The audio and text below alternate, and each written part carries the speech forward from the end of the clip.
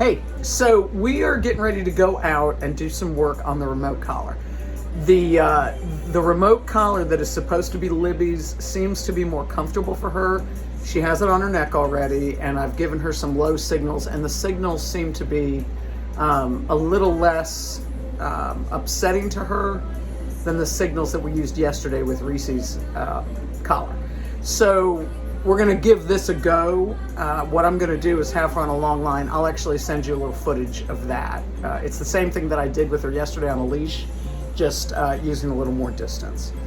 So here's the other thing that I wanted to add to that, is that as you had noted before, and I said something about it in the last place video, she tends to explode with excitement at the sight or the touching of a leash.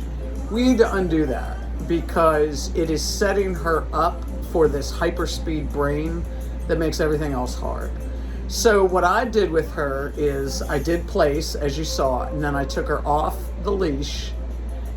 This is all after she had a play date, a nap, and then I took her out to pee.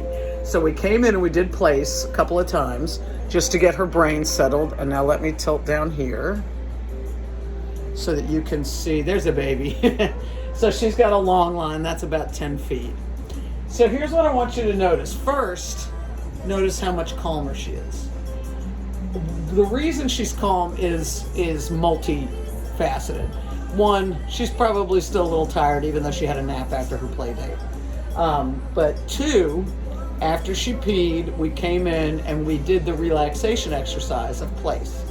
She is nowhere near mastering it, but even just practicing it gets her settled down. It gives her some mental exercise. And so then I put this on, switched out her leash for the long line, and she was excited for a minute. And then this is what she did while I was getting my phone set up and started to talk to you. So here's the idea. She's already starting to learn that she needs to calm down with leash or long line. Now I want to make sure that she's calm about the door and the door opening. So you're going to see what I do. The idea here is that if a dog goes out into the world, or comes back into the house for that matter, but as a dog crosses a threshold, if they're jacked up and crazy, that sets the tone for how they feel about the outdoors. So I'm going to tell her, it's not that she's not going to get excited and have a big time once we're out there, but we're going to start off chilling out, right? Also, if she and Reese are outside and they're playing, you can do the same thing before they come in. Dial it down a little bit. So here, it's very easy. It's just a wait command. And this will look familiar to you. Wait. Now, notice I am not using the leash just to get her back here.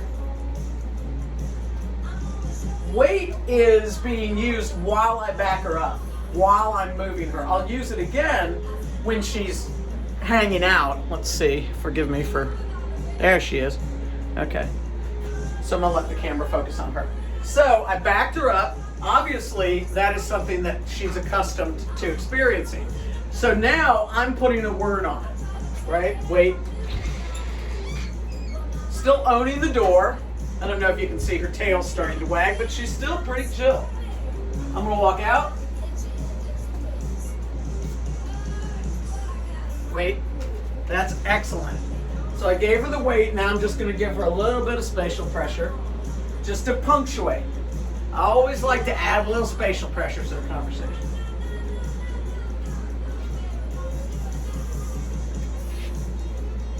So I'm about 6 feet outside.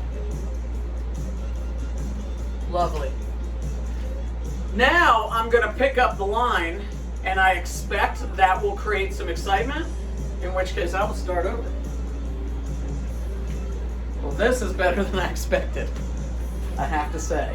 Good. So you see how she's looking to me before she looks back at the door? Lovely. Notice how I'm not restraining. If she makes a move for the door, I'll pull her back, but I will not restrain her. And I go out the door first.